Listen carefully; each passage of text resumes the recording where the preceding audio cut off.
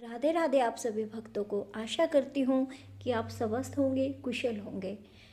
सबसे पहले आप सभी भक्तों को पुत्रद एकादशी की हार्दिक शुभकामनाएं।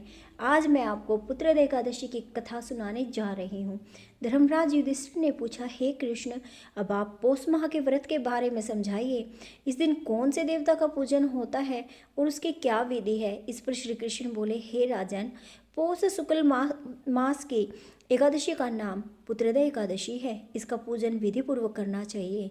इस व्रत में नारायण भगवान की पूजा की जानी चाहिए। इसके पुण्य से मनुष्य तपस्वी, विद्वान, लक्ष्मीवान होता है। इसकी मैं एक कथा कहता हूँ, उसे ध्यान से सुनो।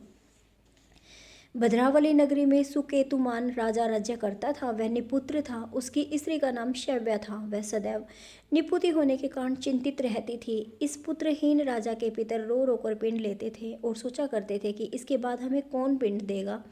इधर राजा को भी राज्य वैभव से संतोष नहीं होता था। इसका एकमात्र कारण पुत्रहीन होना था। वह विचार करता था कि मेरे मरने पर मुझे कौन पिंड देगा। बिना पुत्र के पितरों और देवताओं से उऋण नहीं हो सकते। जिस घर में पुत्र न हो वहाँ सदैव अंधेरा ही रहता है। इसलिए मुझे पुत्र की उत्पत्ति के लिए प्रयत्न करना चाहिए। पूर्व जन्म के कर्मों से ही इस जन्म में पुत्र और धन आदि मिलते हैं। इस तरह राजा दिन रात इसी चिंता में लगा रहता था। एक दिन राजा ने अपना शरीर त्याग देने की सोची, परंतु विचार करने लगा कि आत्मघात करना महापाप है। राजा इस तरह मन में विचार कर एक दिन छिप कर वन को चल दिए। राजा घोड़े पर सवार होकर वन में पक्षियों और वृक्षों को देखने लगा। हाथी अपने बच्चों और हथनियों के बीच में घूम रहे हैं। राजा सोच विचार में लग गया। राजा प्यास के कारण अत्यंत बेचैन होने लगा और पानी की तलाश में आगे बढ़ा। कुछ ही आगे जाने पर उसे एक सरोवर मिला। उस सरोवर के चारों तरफ मुनियों के आश्रम बने थे। उस समय राजा के दाहिने अंग फड़कने लगे। राजा मन में प्रसन्न होकर सरोवर के किनारे बैठे हुए मुनियों को देखकर घोड़े से उतरा और दंडवत करके उनके सम्मुख बैठ गया। राजा को देखकर मुनीश्वर बोले, हे राजन, हम तुमसे अत्यंत प्रसन्न हैं। तुम इस जगह क्यों आए हो, सो कहो। इस पर राजा ने उनसे पूछा, हे मुनीश्वरों, आप कौन हैं और किस लिए यहाँ हैं, सो कहो। मुनि बोले, हे राजन, आज पुत्र की इच्छा करने वाले को संतान देने वाले पुत्रद एकादशी है। हम लोग विश्वदेव हैं और इस सरोवर पर स्नान करने आए हैं।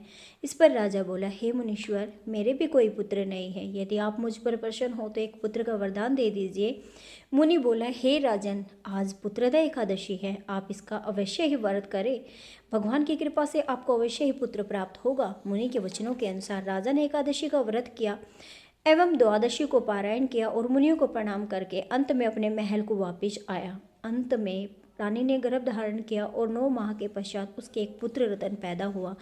वह राजकुमार अंत में अत्यंत वीर, धनवान, यशस्वी और प्रजापालक हुआ। भगवान श्री कृष्ण बोले, हे राजन, पुत्र प्राप्ति के लिए पुत्रद एकादशी का व्रत करना चाहिए। जो मनुष्य इसका महात्म्य श्रवण व पठन करते हैं उनको स्वर्ग की प्राप्ति होती है। श्री नमो भगवते वासुदेवाय।